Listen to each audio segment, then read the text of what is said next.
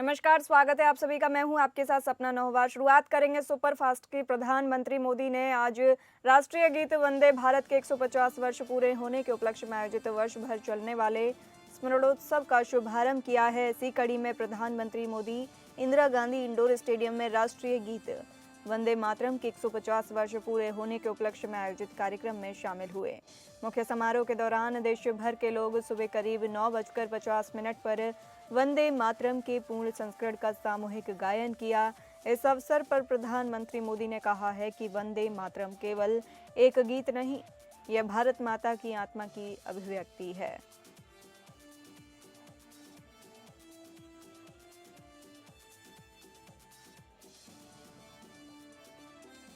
प्रधानमंत्री ने इस अवसर पर एक स्मारक डाक टिकट और सिक्का भी जारी किया। यह कार्यक्रम 7 नवंबर 2025 से 7 नवंबर 2026 तक चलने वाले एक साल के राष्ट्रव्यापी स्मरणोत्सव का औपचारिक शुभारंभ है। इस राष्ट्रव्यापी स्मरणोत्सव का उद्देश्य भारत के स्वतंत्रता संग्राम को प्रेरणा देने वाले गीत वंदे भारत के महत्व को नई पीढ़ी तक पहुंचाना है। एक साल के दौरान पूरे देश में विभिन्न सांस्कृतिक, शैक्षणिक और जन सहभागिता वाले आयोजन होंगे। वर्ष 2025 में वंदे मातरम की रचना के 150 वर्ष पूरे हो रहे हैं।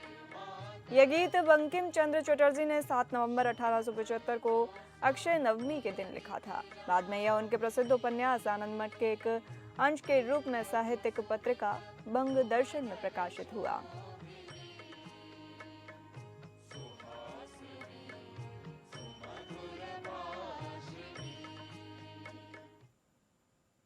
बिहार में पहले चरण के तहत 18 जिलों की 121 सीटों पर हुई वोटिंग ने सारे रिकॉर्ड तोड़ दिए। पटना में प्रेस कॉन्फ्रेंस पर चुनाव आयुक्त ने जानकारी दी कि पहले चरण में 64.69% मतदान हुआ है। मुजफ्फरपुर और समस्तीपुर में सबसे अधिक मतदान हुआ है। मुजफ्फरपुर में 70.96% मतदान हुआ, जबकि समस्तीपुर में 70.63% मतदान हुआ और पटना में 57% मतदान हुआ।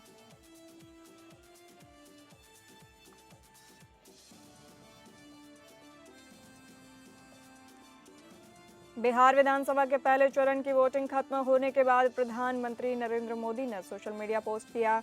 पीएम मोदी ने पोस्ट कर कहा कि बिहार विधानसभा चुनावों में पहले चरण की वोटिंग में एनडीए ने भारी बढ़त हासिल कर ली है। इसके साथ ही दूसरे चरण में भी हर तरफ उसकी लहर नजर आ रही है। जनता जनार्दन के ऐसे जोश के बीच कल दोपहर करीब 1:45 पर औरंगाबाद और लगभग 3:30 पर भभुआ में अपने परिवारजनों से संवाद का सौभाग्य प्राप्त होगा।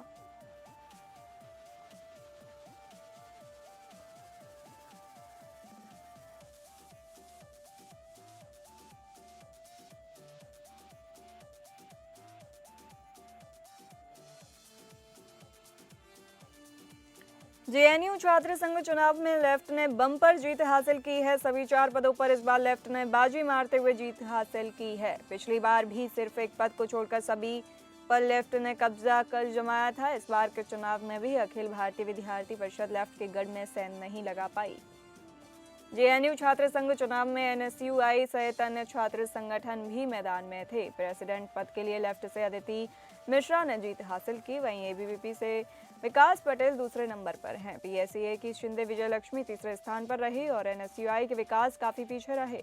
उपाध्यक्ष पद पर भी लेफ्ट के की गोपिका ने जीत हासिल की।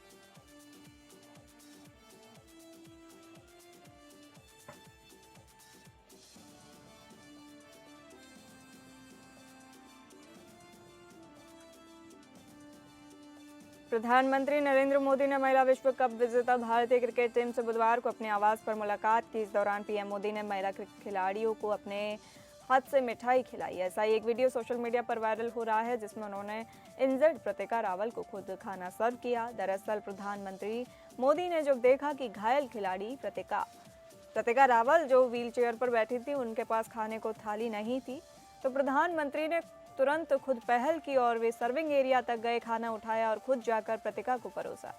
इस क्षण का वीडियो सोशल मीडिया पर तेजी से वायरल हो गया, जिसमें प्रधानमंत्री मोदी का खिलाड़ियों के प्रति मानवीय जुड़ाव और विनम्रता साफ झलक रही थी।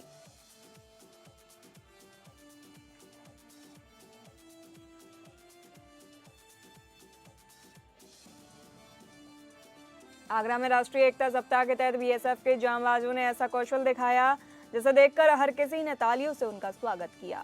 गुरुद्वारा गुरु के ताल में हुआ यह आयोजन देश की एकता, साहस और सुरक्षा का संदेश देता हुआ नजर आया। आगरा के ऐतिहासिक गुरुद्वारा गुरु के ताल में बीएसएफ मोटरसाइकिल राइडर्स ने हैरत अंगेज करतब दिखाए। करीब 70 सदस्यीय दल ग्वालियर से आगरा पहुंचा। इस दल में महिला जवान भी शामिल रहीं, जिन्होंने पुलिस जवानों के साथ मिलकर अपने अदम्य साहस का प्रदर्शन किया।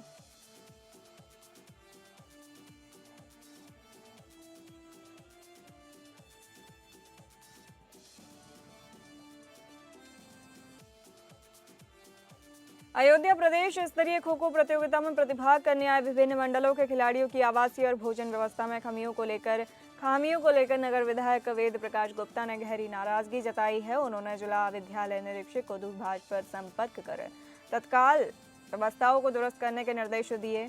जानकारी के अनुसार प्रतियोगिता में 18 मंडलों से आए सैकड़ों प्रतिभागी खिलाड़ी शहर के मनोहर लाल इंटर कॉलेज में ठहरे हुए हैं। खिलाड़ियों की रहने और भोजन व्यवस्था में लापरवाही की शिकायतें सोशल मीडिया पर तेजी से वायरल हो रही हैं। वायरल वीडियो में खिलाड़ी असंतोष जताते हुए नजर आ रहे हैं। विधायक वेद प्रकाश गुप्ता ने कहा कि प्रदेश स्तर की प्रतियोगिता में खिलाड़ियों को असुविधा होना अत्यंत खेदजनक है। उन्होंने संबंधित विभागों को बेहतर आवास, स्वच्छ भोजन और सुरक्षा व्यवस्था सुनिश्चित करने के निर्देश दिए।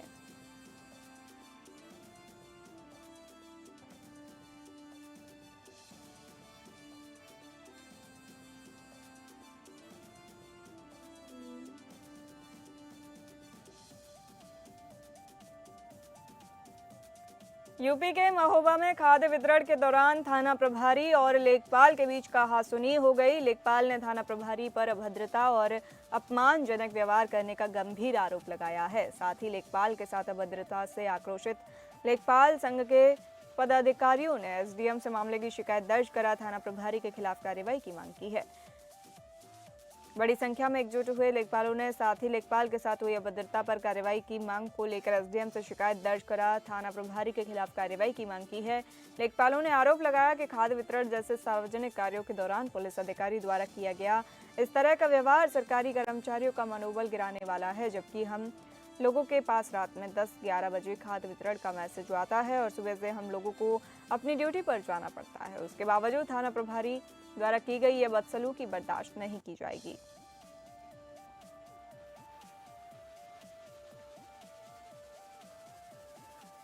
अमरोहा लोकसभा से पूर्व सांसद रहे दानिश अली को 2 व्यक्तियों ने सोशल मीडिया पर जान से मारने की धमकी दी है, जिसको लेकर कांग्रेस के पूर्व प्रदेश सचिव चौधरी शमीम अयूब ने अमरोहा पुलिस से शिकायत की है और पूर्व सांसद दानिश अली की सुरक्षा बढ़ाने और जल्द कार्रवाई करने की मांग की है। एक फेसबुक यूजर्स अभिषेक पांडे और कुलदीप पोशवाल नाम के व्यक्तियों ने धमकी देता लिखा, दानिश अली को अल्लाह के पास पहुंचा देंगे। कांग्रेस नेता चौधरी शमीम अयूब ने इस मामले की शिकायत पुलिस से की है। अब अमरोहा पुलिस मामले की जांच में जुटी है। सवाल उठता है कि आखिर पूर्व सांसद को सोशल मीडिया पर धमकियां क्यों दी जा रही हैं।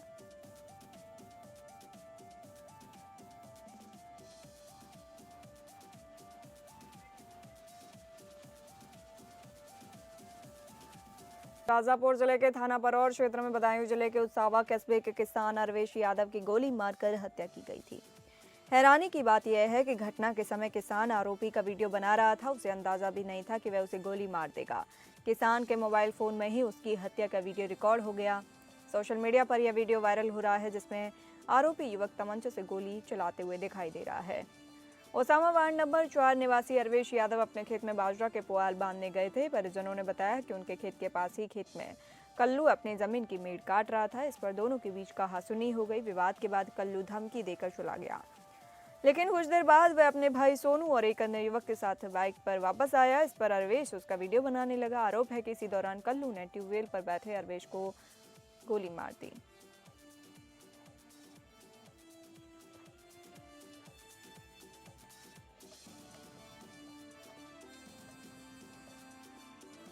उत्तर प्रदेश राज्य महिला आयोग की सदस्य सुनीता सिंह सैनी ने रामपुर की जिला जेल पहुंचकर औचक निरीक्षण किया। इस दौरान लगभग वह 1 घंटे तक जेल में ही रहीं और इस मौके पर उनके साथ जेल अधीक्षक Rajesh Yadav, jailer Sunil Kumar Singh, deputy jailer Sunil Kumar Shukla आदि मौजूद रहे। राज्य महिला आयोग की सदस्य सुनीता सिंह सैनी अक्सर महिलाओं से संबंधित मामलों को लेकर काफी संजीदा नजर आती हैं। वह दलबल के औचक निरीक्षण करने रामपुर जिला जेल पहुंची, जहां पर उन्होंने 1 घंटे से अधिक समय तक वहां रहकर सुरक्षा व्यवस्था का जायजा लिया। यही नहीं, महिला बैरक पहुंचकर महिला बंदियों से उनकी समस्याओं के बारे में जानकारी हासिल की, किंतु महिला बंदी पहले से ही जेल प्रशासन के कार्यों से संतुष्ट नजर आई। इसके बाद औचक निरीक्षण समाप्त हुआ और सब कुछ सही मिला।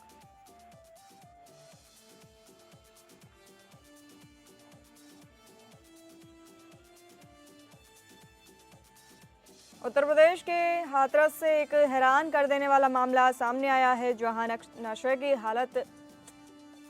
नशे की लत छुड़ाने के लिए परिजनों ने अपने ही बेटे को जंजीरों में जकड़ लिया।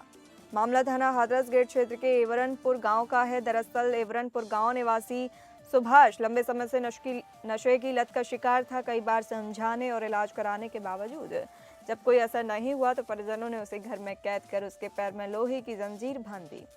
लेकिन सुभाष किसी तरह जंजीरों सहित घर से निकलकर बाजार पहुंच गया। बाजार में जब लोगों ने युवक के पैर में बंधी जंजीर देखी तो अफरा तफरी मच गई और आसपास के लोगों ने तुरंत पुलिस को सूचना दी।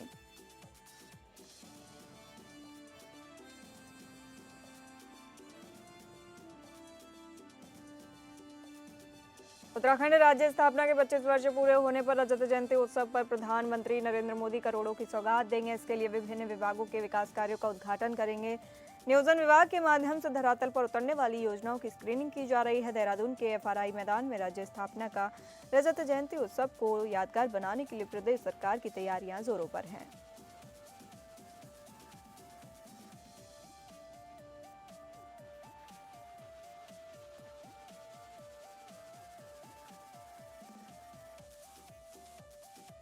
उत्तराखंड रजत जयंती पर विधानसभा में कांग्रेस के बर्ताव पर भाजपा ने सवाल खड़े किए हैं। भाजपा संगठन महामंत्री कुंदन परिहार ने कहा कि यह 2 दिवसीय सत्र था, जिसे सभी सदस्यों को अपने विचार रखने के चलते 1 दिन और बढ़ाया गया, जिसमें उत्तराखंड के आने वाले वर्षों में विकास को किस तरह से गति दी जाएगी ये चर्चा की जानी थी। लेकिन कांग्रेस का रवैया सत्र के दौरान नकारात्मक ही दिखा।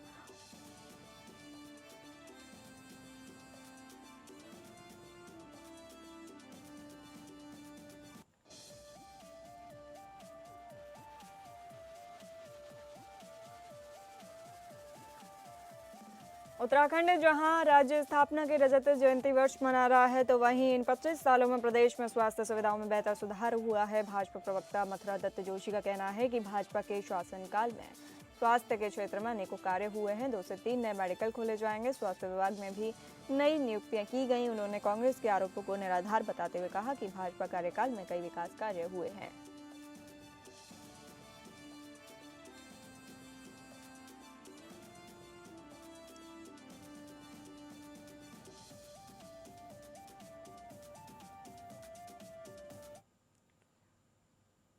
फिलहाल सुपरफास्ट में इतना ही। नमस्कार।